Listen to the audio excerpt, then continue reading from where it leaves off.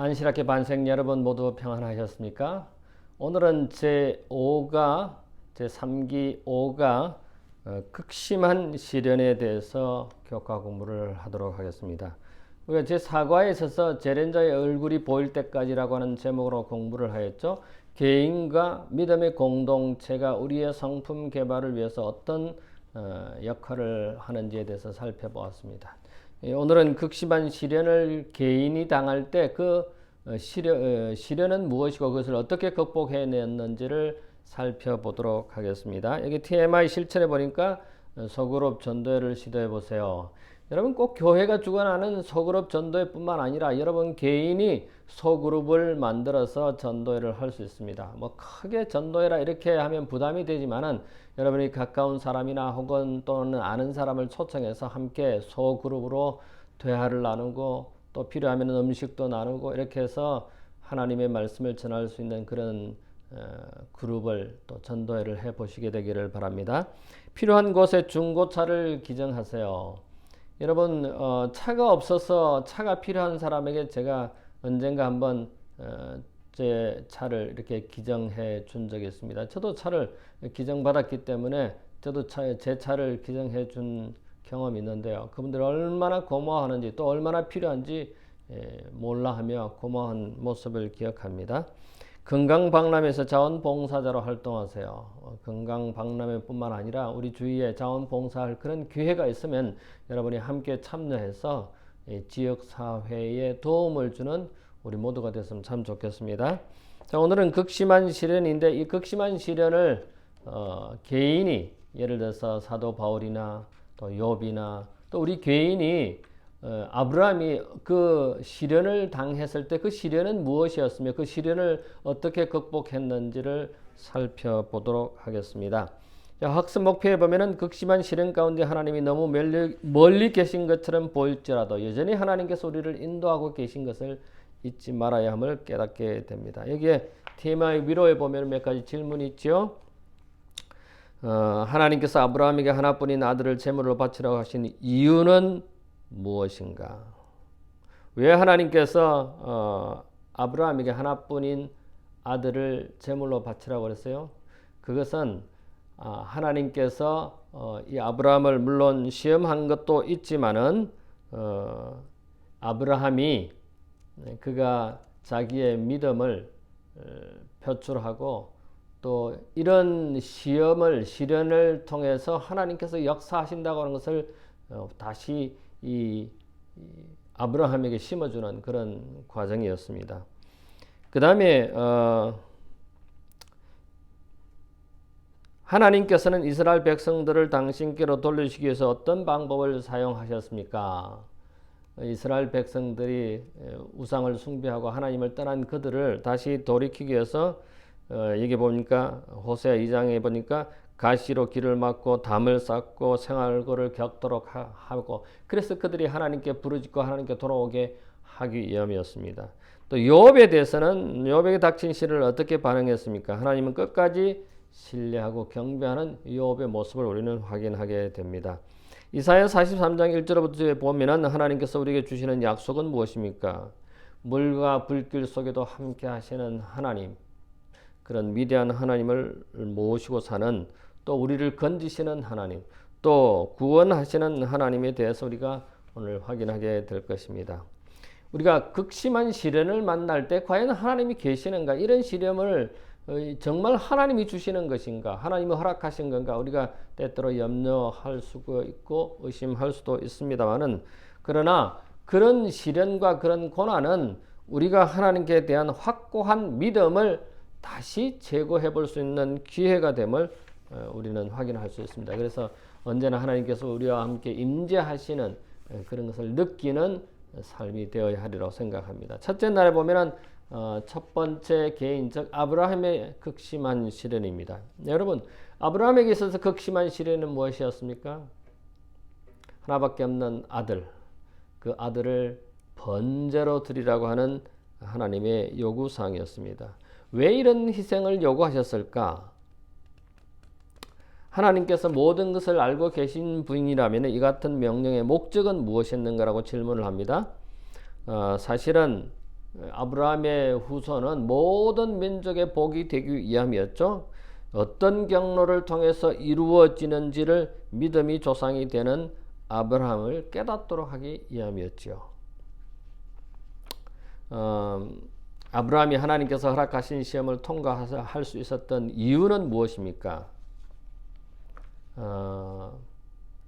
아브라함이 전적으로 하나님을 믿었기 때문에 그러지 않았나 하는 생각이 듭니다. 만약에 아브라함이 전적으로 하나님을 믿지 않았다면, 그런 믿음이 없었다면 그 아들을 번제로 드릴 수가 없었을 것입니다.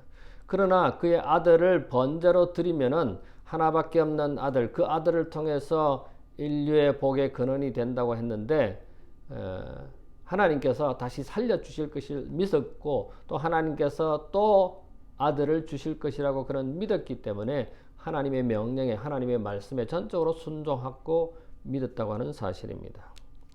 때때로 하나님께서 이런 극심한 이해할 수 없는 시련을 주실 때에 과연 이게 하나님께서 허락하신 시험인가, 시련인가, 고난인가 우리가 의심할 수도 있었습니다. 그런데 아브라함은 하나님께서 명령하신 너의 독생자 아들을 번제로 드리라고 했을 때 이게 하나님의 음성인 줄을 알았습니다. 여러분, 하나님의 음성인 줄을 알 수 있는 방법은 뭡니까? 이게 사단의 음성인지 하나님의 음성인지를 구별할 수 있는 방법은, 아브라함은 어떻게 구별했습니까? 늘 그는 하나님과 친분을, 하나님과 교제했기 때문에, 하나님과 동행했기 때문에 하나님의 음성을, 하나님의 명령을 이게 하나님의 것이라고는, 하나님으로부터 오는 것이라고 하는 것을 확신할 수 있었습니다. 그러므로 우리도 어떻게 해야 되겠습니까?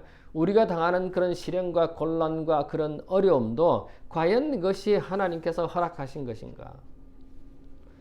그런 것을 알 수 있는 방법은 늘 하나님과 교제하는 삶을 살 때 우리는 그것이 하나님의 뜻이 무엇인지, 하나님의 계획이 무엇인지를 알 수 있겠지요. 시련을 통해서 우리와 타락한 인간을 위한 구속의 경륜을 그의 이해력에 깊이 새겨주기 위한 목적이었다. 정언보감이 있는 말씀이죠.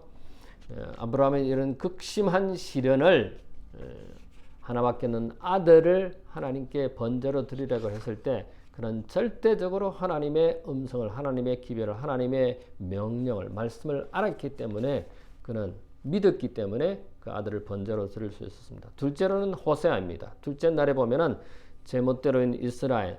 왜 이스라엘이 어떻게 했길래 제멋대로 했다고 그럴까요? 그것은 이스라엘이 유일하신 하나님을 경배하지 아니하고 우상을 경배한, 즉 신학적 용어로 말하면 가늠한 여인처럼 가늠한 이스라엘, 즉 우상을 숭배한 그 이스라엘을 호세아를 통해서 다시 하나님께로 되돌리기 위한 방법으로 우리에게 말씀하시고 성경을 기록하셨죠. 예를 들어서 호세아의 그 아내 고멜이 집을 나갔고 다른 남자하고 아기를 낳고, 그런 아내를 다시 데려오라고 하나님께서 호세아에게 이야기했을 때 어쩌면은 뭐 이해할 수 없는 그런 하나님의 명령이 아닌가 하는 생각을 해봅니다. 그래서 이 이스라엘 백성들이 영적 간음, 즉 우상 숭배한 이 이스라엘 백성들을 다시 하나님께로 되돌리기 위해서 호세아가 그 간음한 아내를 다시 데려오라고 하는 하나님의 명령에 순종했죠. 그래서 하나님의 그 이스라엘 백성들을 되돌리기 위한 방법을 호세아 2장에 보면은 자세히 기록하고 있습니다. 여러분, 호세아 2장 2절부터 10절까지를 좀 다 읽어보시게 되기를 바랍니다. 하나님께서 호세아를 통해서 이스라엘 백성들을 다시 되돌리기 위한, 영적 간음한 이스라엘을 돌리기 위해서 그 호세아의 아내 고멜이 간음한 다른 남자와 아기를 낳은 그런 아내를 다시 되돌리게 하려고 하는 하나님의 계획을 우리는 여기서 보게 됩니다. 하나님께서 우리를 회개로 이끌고자 하실 때 우리가 마주하는 몇 가지 문제가 있습니다. 첫째는 하나님께서 우리를 위해 일하고 계신다는 사실을 인식하지 못할 위험이 있다고 하는 것입니다. 이스라엘처럼 참 힘들고 고통스러운 그런 경험을 겪는 동안 과연 하나님이 우리와 함께 계시고 우리를 위해서 일하고 계시는가, 그런 의심할 수도 있습니다. 그러나 우리 아버지께서 모든 상황 가운데 함께 하신다고 하는 사실은 의구심이 들 때도 있습니다. 그러나 우리는 그런 의심을 물리치고 하나님에 대한 절대적인 믿음을 가져야 되겠죠. 두 번째로는 우리가 하나님께서 일을 하고 계심에도 불구하고 오해할 수도 있는데, 왜냐하면 때때로 하나님께서 명령하시고 하나님께서 지시하는 것이 우리 마음에 들지 않는 때도 있습니다. 객관적이지 않을 수도 있고, 또 이게 도무지 이해할 수 없는 그런 일을 하나님께서 요구하실 때도 있습니다. 때로는 잔인하고 무정하고 무관하신 하나님처럼 보일 수도 있지만은 여전히 하나님께서는 우리를 위해 일하고 계신다고 하는 사실을 잊지 않는 우리 모두가 되었으면 참 좋겠습니다.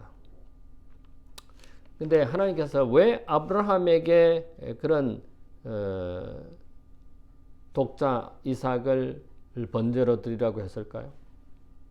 아브라함의 마음이 너무 그 독생자 하나밖에 없는 아들의 마음에 쏠려 있었기 때문에 하나님께서 그 마음을 되돌리기 위해서 그 아들을 가지고 시험한 것입니다.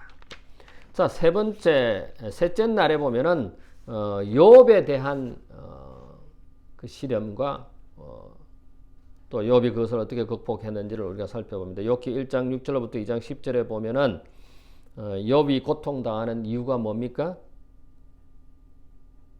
사실은 욥에게 고통을 가져다 둔 것은 하나님이 아니라는 것을 우리는 너무나 압니다. 사단인 것은 분명하지만, 그러나 사단이 욥의 재산과 또 그의 자녀들과 심지어 욥의 건강까지 해치게 허락한 것은 하나님인 것은 분명한 사실입니다. 그럼에도 불구하고 욥은 자신에게 닥친 이런 시련들을 어떻게 반응했습니까? 하나님께서 하시는 일임을 믿고 원망하지 않았다는 사실입니다. 성경 그 어디에도 욥기에 보면은 하나님을 원망하는 내용이 없습니다. 하나님을 오히려 경배하고 찬양하는 그런 욥의 모습을 보게 됩니다. 여기 보니까 경배에 관한 세 가지, 욥이 하나님을 찬양하고 경배했는데 그 경배에 관한 세 가지 측면을 보게 되는데, 우리가 고통 가운데서도 이런 하나님을 경배할 수 있는 몇 가지 팁이 여기 기록되어 있습니다. 첫 번째가 뭡니까? 자신의 무력함을 인정하고 아무것도 주장할 것이 없음을 인정합니다. 그래서 욥기 1장 21절 내가 모태에서 알몸으로 나와서 온 적 또한 알몸으로 그리 돌아간다. 내가 가진 게 아무것도 없는데 내 자식들과 내 모든 재산이 날아가고 심지어 내 건강까지, 그런 것은 다 내가 알몸으로 이 땅에 태어났다는 것을 그가 스스로 인식하고 인정합니다. 두 번째로 욥은 여전히 하나님이 모든 것을 주장하고 계심을 인정합니다. 욥기 1장 21절에 주신 이도 여호와시요 거두신 이도 여호와시라고 그렇게 고백하고 있습니다. 세 번째 팁은 하나님의 의로우심을 확신하면서 이렇게 결론을 짓죠. 욥기 1장 21절에 여호와 이름이 찬송을 받으실지니라. 여러분, 우리가 이런 극심한 시련을 당할 때 과연 우리가 하나님께 경배하고 하나님을 찬양할 수 있을까요? 여러분, 자녀를 다 잃어버리고 재산을 다 잃어버리고 심지어 아내마저도 저주하고 떠나가고 자기의 건강도 어려움 가운데 처했을 때 과연 여러분과 우리 반생 모두가 저가 하나님께 경배하고 하나님을 찬송할 수 있을까요? 욥은 끝까지 그런 믿음을 저버리지 않았다고 하는 것입니다. 넷째 날이면 사도 바울이 극심한 시련을 겪는 것에 대해서 이렇게 기록하고 있습니다. 자, 사도 바울은 하나님의 택하신 사도였잖아요. 그럼에도 불구하고 더 많은 시련을 경험했습니다. 어떤 시련을 경험했습니까? 매도 많이 맞고 감옥에도 갇히고 죽을 고비를 많이 겪은 사도 바울이지 않습니까? 그럼에도 불구하고 고린도후서 1장 4절에 바울은 우리가 하나님의 위로와 긍휼을 받는 이유를 하나님께 받는 위로로서 모든 환난 중에 있는 자들을 능히 위로하게 함이라고 그랬습니다. 우리가 당하는 시련과 그런 모든 고통들이 우리와 똑같은, 나와 똑같은 그런 시련을 당하는 사람들을 위해서, 그들에게 위로를 주기 위해서, 그들에게 도움을 주기 위해서 우리가 그런 시련을 당한다고 사도 바울은 우리에게 권면하고 있습니다. 자기의 고난의 경험이 그런 상태에 직면한 사람에게 위로할 수 있는 실제적인 경험을 바탕으로 조언할 수 있기 때문이라고 했습니다. 만약에 우리가 그런 시련을 당한다면, 그런 시련이 있었다면 그 시련을 실제적인 경험을 똑같이 나누는, 즉 똑같은 그런 시련을 당한 사람들에게 나의 경험을 가지고 이야기할 수 있게 된다고 하는 것입니다. 이스라엘 백성들이 왜 어려움을 당했습니까? 그들은 평안할 때 하나님을 배우지 못했습니다. 그래서 전쟁으로 또는 기근으로 고난으로 그들은 하나님을 바라볼 수밖에, 하늘을 바라볼 수밖에 없었고 하나님을 찾을 수밖에 없었고 하나님을 배울 수밖에 없었던 것입니다. 여러분, 고난 중에도 전적으로 하나님을 신뢰하는 믿음을 우리는 배워야 하는 것입니다. 바울로부터, 호세아로부터, 아브라함으로부터 우리는 배우는 것입니다. 여기 영감의 교훈에 보니까 가장 큰 슬픔을 이겨낸 자들이 다른 사람에게 가장 힘있는 위로를 주고 어디를 가나 밝은 햇빛을 비추는 자들임을 종종 볼 수 있다. 우리가 고난을 당하는 사람들에게 우리가 겪은 그런 고난의 경험을 가지고 이야기할 때 그들에게 큰 위로가 되고 평안을 줄 수 있을 것으로 생각이 됩니다. 자, 이제 5번째 날입니다. 그 결론과 같은, 나의 경우 내가 극심한 그런 시련을 당했을 때 우리는 그것을 어떻게 극복할 것인지를 여기 목요일 소재에 기록되어 있습니다. 지금까지 우리는 하나님께서 이번기 교과를 통해서 그런 고난을 통하여 우리를 정결케 하시고 하나님의 형상으로 회복되게 하심이 목적인 것을 우리가 확인했습니다. 그런데 이사야 43장에 보면은 당신의 백성들이 어디와 어디를 가운데 지날지라도, 물과 불 가운데 지날지라도 하나님께서 우리와 함께 하신다고 했습니다. 자, 이사야 43장에 보면은 하나님의 위로의 말씀이 있습니다. 물이 있을지라도 침몰하지 못할 것이요, 불 가운데 사르지 못할 것이요, 또 그러나 물과 불 가운데 지나는 것은 금하지 않는다고 했습니다. 하나님을 신실하게 믿는다고 해서 우리가 물 가운데 불 가운데로 가지 않는다고 보장이 없는다는 것입니다. 그러나 하나님은 여전히 그런 물 가운데서도 불 가운데서도 우리와 함께 하시고 우리의 구원자로서 우리를 위해서 일하신다고 하는 사실입니다. 분명한 것은 그런 연단이 순금을 위해서, 적자를 위해서, 하나님의 참 백성 자녀들을 위해서 하나님께서 그런 시련을 우리에게 주신다고 하는 사실입니다. 자, 하나님께서 허락하시는 시련에 대해서 배우는 것이 몇 가지가 있습니다. 첫 번째, 하나님이 허락하시는 극심한 시련은 우리를 파괴를 하기 위하고 우리를 멸하게 하기 위한 것이 아니라 죄를 파괴하고 멸하기 위한 것임을 우리는 확인하게 됩니다. 그 다음에 두 번째, 우리가 극심한 시련은 우리를 비참하게 만드는 것이 아니라 우리를 창조된 본래의 하나님의 형상대로 회복하기 위함이라고 하는 것입니다. 세 번째로, 하나님께서 모든 상황 속에서 변함없이 우리를 사랑하신다고 하는 사실을 확인하게 되는 것입니다. 여섯째 날 금요일 소재에 보면은 영감의 그런 부조와 선지자 이렇게 말합니다. 하나님께서 항상 고난의 풀물을 통해 당신의 백성들을 시험하셨다.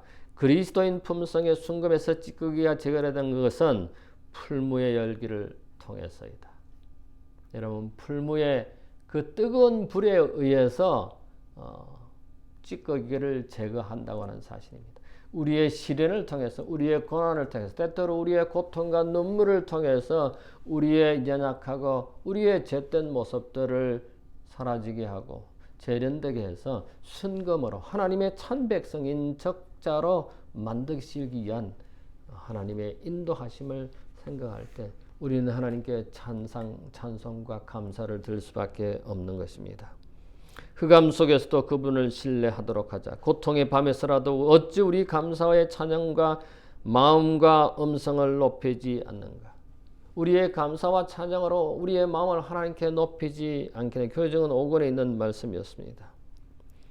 우리가 힘든 경험을 겪은 여러분과 또 저의 삶에 있어서 있었을 것입니다.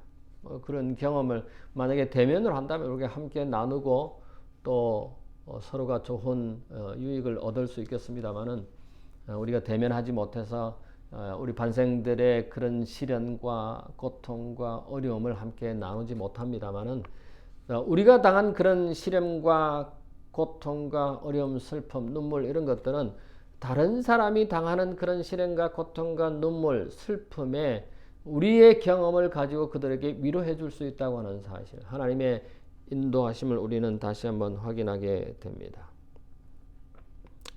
우리 자신의 고난을 경험을 통해서 다른 사람을 섬길 수 있다고 하는 이 주제. 오늘 우리는 극심한 시련, 아브라함과 호세아와 또 욥과 또 이런 사람들의 모습을 통해서 그들의 극심한 시련을 어떻게 극복했는지, 변함없는 믿음을 통해서 하나님을 절대적으로 신뢰하는 모습들을 살펴보았습니다. 여러분과 저도 그런 극심한 시련이 온다 할지라도 하나님을 절대적으로 신뢰하고 믿음을 저버리지 않는 여러분과 제가 되었으면 참 좋겠습니다. 우리가 다음 기회에 제6과에서는 전력을 다해 싸운다고 했습니다. 이런 시련이 올 때 우리가 최선을 다해서 그 시련을 극복하기 위한 것인데, 이거는 성숙한 그리스도인으로 거듭나게 한 우리의 삶의 모습인 것입니다. 한 주 동안 이 주제를 가지고 공부하시면서 크게 유익을 얻는 여러분과 제가 되기를 바랍니다. 잠시 머리를 숙일까요? 고마우신 우리들의 하늘 아버지, 우리에게 때때로 시련이 올 수 있다고 하는 것을 확인합니다. 또 그 시련 때문에 고통과 슬픔과 눈물을 흘릴 때도 있습니다. 그럴 때마다 우리가 하나님을 원망하지 아니하고 오히려 하나님께서 우리와 함께 하시고 계시다고 하는 그런 사실을, 하나님의 임재를 인지하며 주님에 대한 신뢰를 저버리지 않냐고, 믿음을 저버리지 않냐고, 끝까지 우리의 믿음을 굳세게 하며 주님을 신뢰하는 우리 모두가 되도록 하나님 은혜 베풀어 주시옵소서. 감사하오며 예수님 이름으로 기도하옵나이다. 아멘.